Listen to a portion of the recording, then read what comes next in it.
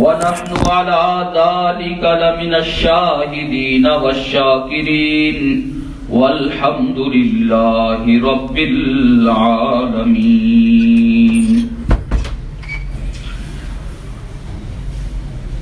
عزیزان گرامی، قرآن مجید فرقان حمید کی ایک آیت مبارکہ آپ حضرات کے سامنے تلاوت کی ہے. اس آیت کریمہ میں اللہ تبارک و تعالی نے نبی علیہ الصلوۃ والسلام کے ایک عظیم معجزہ کا تذکرہ فرمایا ہے، اور نبی علیہ الصلوۃ والسلام نے اس کی تفصیلات اپنی صحیح احادیث میں جو نبی علیہ الصلوۃ والسلام سے منقول ہے اس میں اس کی تفصیلات بھی ذکر فرمائی ہیں. چنانچہ وہ معجزہ جس کا تذکرہ اس آیت مبارکہ میں کیا گیا اس کو معراج کے نام سے یاد کیا جاتا ہے، اسراء کے نام سے یاد کیا جاتا ہے. چونکہ یہ مہینہ رجب المرجب کا ہے اور عام طور پہ شہرت یہی ہے کہ نبی علیہ الصلوۃ والسلام کا یہ معجزہ رونما جو ہوا ہے وہ رجب کی 27 تاریخ کو ہوا ہے.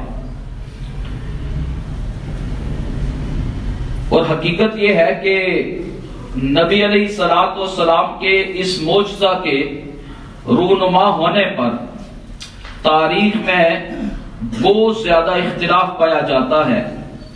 سال میں اختلاف ہے، مہینے کا اختلاف، تاریخوں کا بھی اختلاف موجود ہے. اور یہ اس بات کی بین دلیل ہے کہ اس معجزے کے ساتھ کسی عبادت کا تعلق نہیں ہے،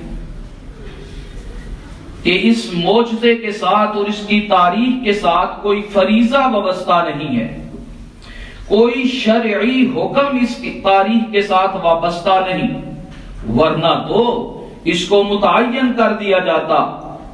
لیکن 45 صحابہ کرام رضوان اللہ تعالی علیہم اجمعین سے یہ واقعہ منقول ہے، لیکن صحیح تاریخ کا تعین اس میں نہیں.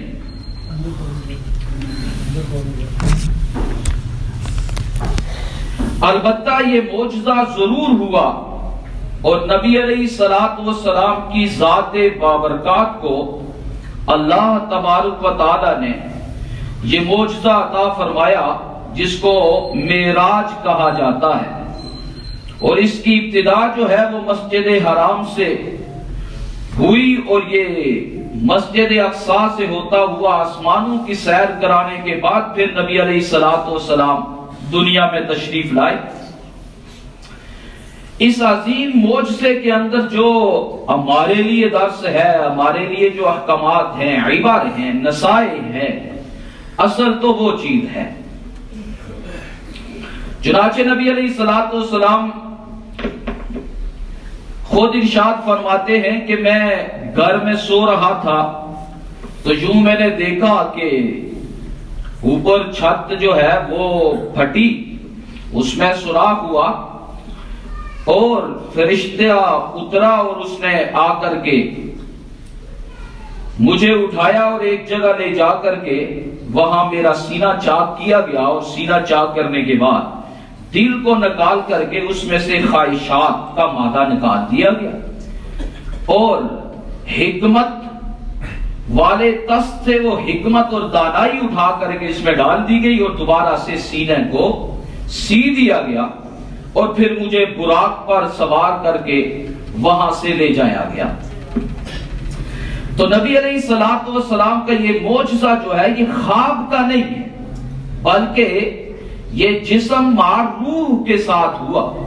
اسی لیے قرآن مجید جب اس واقعہ کا تذکرہ کرتا ہے تو قرآن مجید کے الفاظ یہ ہیں: سبحان الذی اسری بعبدہ لیلا. سبحانہ، پاک ہے وہ ذات. اور عام طور پہ ہم سبحان اللہ تب کہتے ہیں کہ جب کوئی عجیب چیز ہو. جب کسی قاری صاحب نے 1 منٹ سے زائد سانس میں آیات مبارکہ تلاوت کی ہوں تو جب وہ خاموش ہوتا ہے تو ہم کہتے ہیں سبحان اللہ، مطلب بڑا عجیب کام کیا۔ تو اللہ تبارک و تعالیٰ بھی اس کے عجیب ہونے کو بیان فرمانے کے لیے لفظ سبحان سے شروع فرمایا۔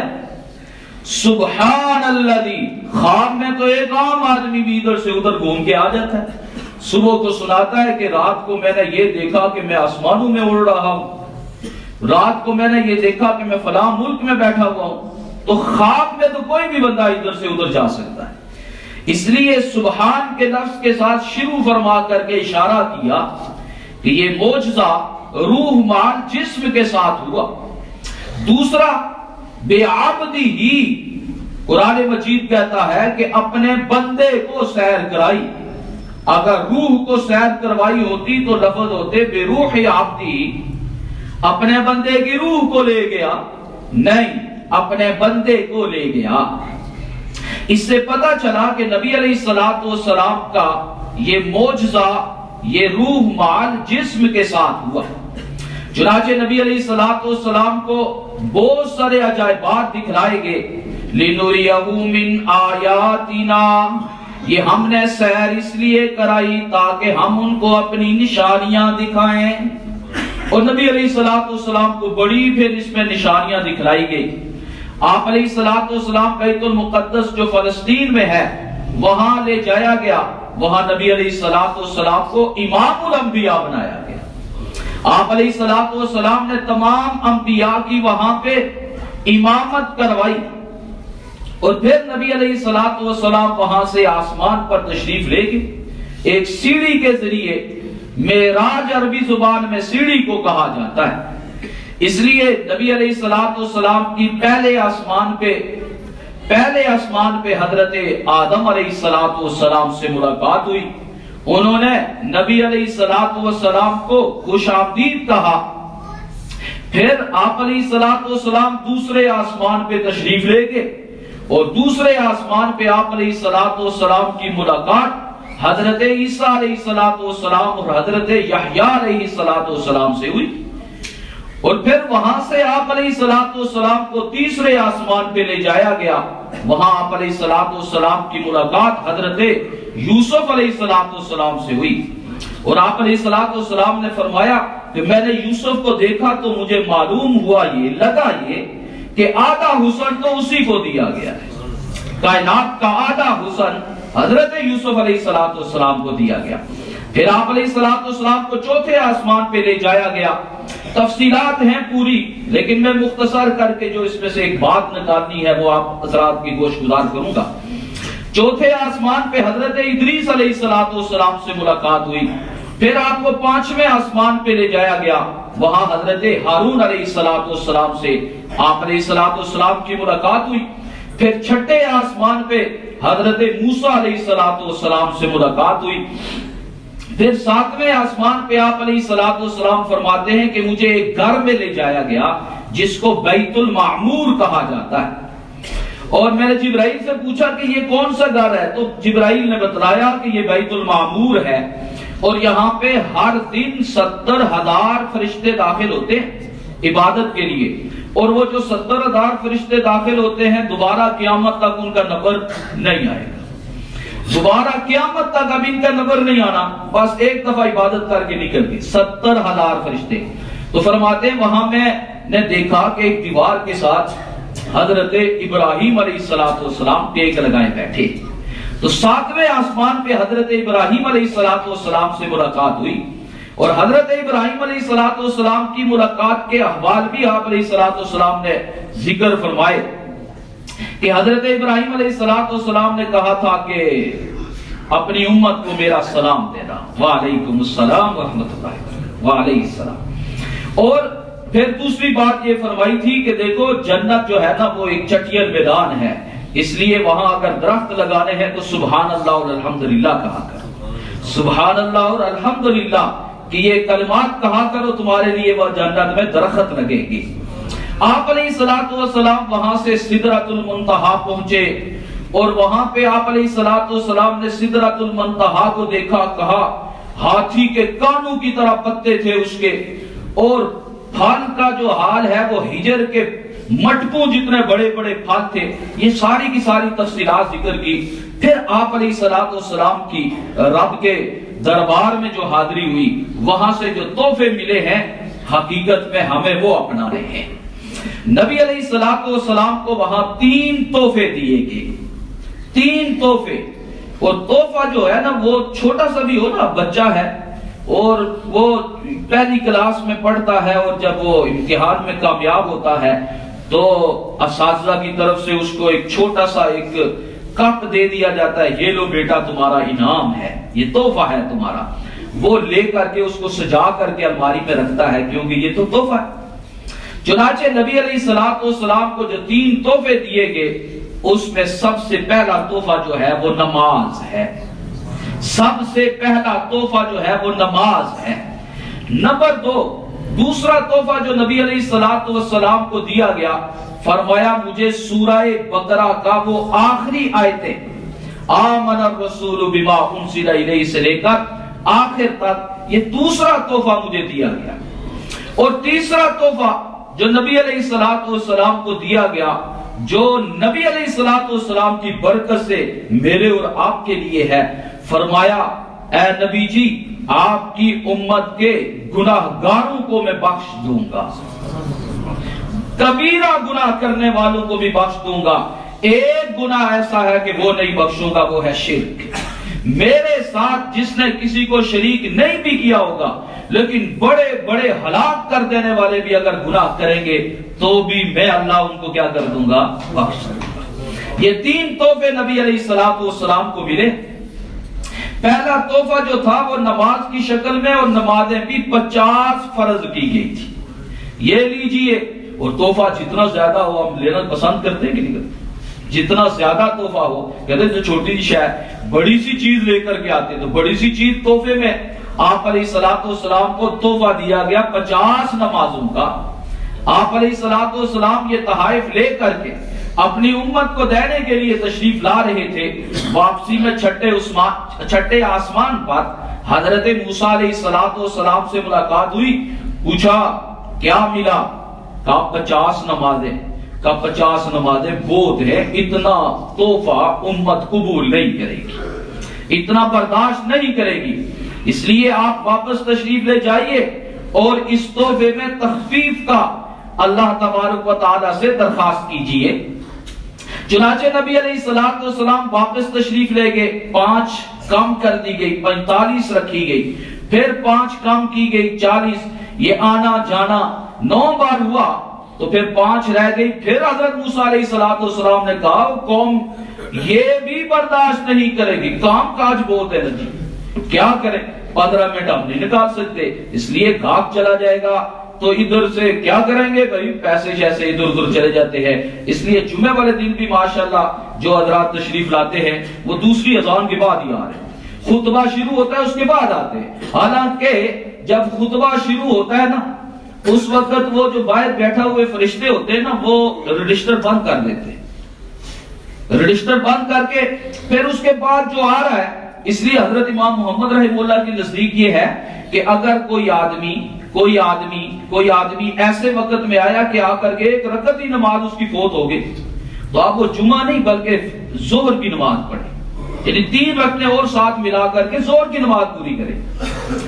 लेकिन बहरहाल फरमाया ये भी बर्दाश्त नहीं करेगी। लेकिन आप अलैहिस्सलाम ने इरशाद फरमाया कि मुझे तो अब हया आती है कि मैं दोबारा अल्लाह के हुजूर जाऊं और जाकर के अल्लाह तबारक व तआला से ये अर्ज करूं कि इसमें भी तखफीफ कर दे। चुनाचे कहा बस अब नहीं जाना, 5 ही रहेंगी। लेकिन ऐलान ये हुआ अल्लाह तबारक व तआला की तरफ से कि मन जाअ बिल हसना फलहु अश्रु अमसालिहा। हमारे यहां तो दस्तूर ये है, कानून ये है कि जो एक नेकी करता है हम उसको 10 देते हैं। जब एक करता है तो 10 देते हैं। इसलिए जाइए, 50 नमाजों का ही सवाब मिलेगा। अदा 5 करोगे सवाब 50 का पाओगे। अदा 5 करोगे और सवाब पूरी 50 का ले लो, पूरे तोहफे से लुत्फअंदोज हो जाओ। یعنی پوری کی پوری 50 نمازوں کا ثواب ہم کماتے ہیں. یہ 5 نمازیں ہم اگر ادا کرتے ہیں تو 50 نمازوں کا ہمیں ثواب ملتا ہے. یہ نبی علیہ السلام کو جتنے بھی احکامات دیے گئے وہ آپ علیہ السلام کو زمین پر دیے گئے. حضرت جبرائیل امین آتے تھے اور آ کر کے نبی علیہ السلام کو احکام سناتے تھے, وحی کے ذریعے بتلاتے تھے, یوں کیجئے, یہ حکم ہے, یہ حرام ہے, یہ حلال ہے, یہ جائز ہے, یہ ناجائز ہے. لیکن نماز ایک ایسا فریضہ ہے کہ اس کے لیے حضرت جبرائیل نے آ کر کے نہیں بلکہ آپ علیہ السلام کو اوپر بلا کر کے بطور خاص دیا گیا. اس لیے اس تحفے کا لحاظ رکھنا ہر امتی کی ذمہ داری. اس لیے آپ علیہ السلام نے ارشاد فرمایا مسلمان اور کافر کے درمیان فرق کرنے والی چیز نماز ہے. یہ کوئی چھوٹا جملہ نہیں ہے, بہت بڑا جملہ ہے. اگر آدمی غور کرے تو فرمایا مومن اور کافر میں جو فرق ہے وہ کیا ہے؟ نماز ہے. کیا مطلب؟ مومن نماز پڑھتا ہے, کافر نہیں پڑھتا. مومن نماز پڑھتا ہے اور پھر فرمایا کہ جس نے جان بوجھ کر کے نماز چھوڑ دی فقد کفر. حدیث کے الفاظ یہی ہے.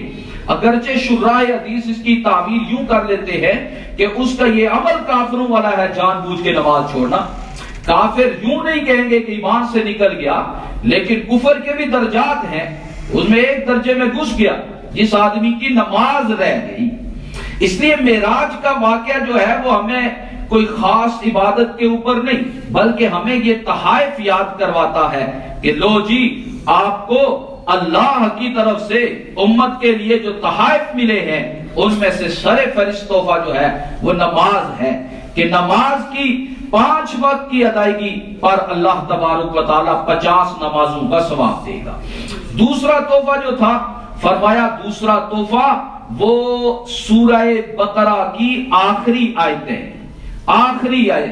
آمن الرسول بما انزل الیہ من ربہ, یہاں سے لے کر آخر تک یہ آپ علیہ السلام کو خصوصیت کے ساتھ دیا گیا. اس لیے آپ علیہ السلام نے ارشاد فرمایا کہ مومن بندہ تو اس کو پڑھے بغیر سو ہی نہیں سکتا. یعنی رات کو اگر پڑھے نہیں تو وہ تو سوئے گا ہی نہیں, کیونکہ اللہ تبارک و تعالیٰ کا یہ تحفہ ہے, اس کو قبول کرنا ہے. اس لیے رات کو سوتے وقت لازماً 2 آیتوں پر مشتمل ہے یہ, اس کو لازمی بندہ پڑھ لے, لازماً پڑھ لے. آمنت دیکھ کے پڑھ لے, زبانی یاد کر کے پڑھ لے, لیکن دیکھ کے پڑھ لے. اور تیسری چیز جو ہے نا وہ میرے اور آپ کے لیے بہت ہی حوصلے کا ایک باعث ہے. آپ علیہ السلام نے فرمایا تیسری چیز جو مجھے دی گئی وہ یہ فرمایا گیا کہ آپ کی امت کے لوگوں کے بڑے گناہوں کو میں معاف کر دوں گا سوائے شرک کے. یعنی اللہ تبارک و تعالیٰ کی ذات میں, اس کی صفات میں کسی اور کو ساتھ شریک کرنا یہ اللہ کے ہاں قابل معافی نہیں ہے. اس کے علاوہ جتنے بھی گناہ ہوں گے فرمایا امت کے ان گناہوں کو میں معاف کر دوں گا, توبہ کریں گے معاف ہو جائیں گے. یعنی کوئی ایسا گناہ نہیں کہ کر لیا اور پھر دوبارہ معافی نہ ہو. آخرت میں بھی اگر ان گناہوں کے ساتھ چلا گیا تو ایک نہ ایک دن اللہ تبارک و تعالیٰ یا تو اول وہلہ میں یا بعد میں اللہ معافی فرما کر کے جنت میں داخلہ عطا کر دیں گے. تو نبی علیہ السلام کی اس معراج سے ہمیں جو چیزیں تحفے کے طور پہ ملی ہیں ہم ان کو ضرور اپنا لیں. نماز 5 وقتہ پڑھیں, سارے ساتھی ہمت کریں گے انشاءاللہ. صرف جمعہ فرض نہیں ہے جی, یقین کریں صرف جمعے کی نماز نہیں ہے, ہر دن 5 وقت اللہ بلاتا ہے اپنے گھر میں. ہر دن ہر آدمی دکان بند کر دے, خیر 15 منٹ کے لیے کوئی مسئلہ نہیں, بند کر کے مسجد میں آ کر کے پڑھے, اس تحفے سے لطف اندوز ہو جائے. اور رات کو سوتے وقت آمن الرسول سے لے کر آخر تک سورہ بقرہ کا یہ آخری حصہ تلاوت کریں گے اور انشاءاللہ گناہوں سے معافی مانگیں گے. اور جو بندے سے بھول چوک میں ہو جاتا ہے اللہ تبارک و تعالیٰ معاف فرما دے گا. جو کہا سنا اللہ تبارک و تعالیٰ سمجھ عطا فرما دے گا.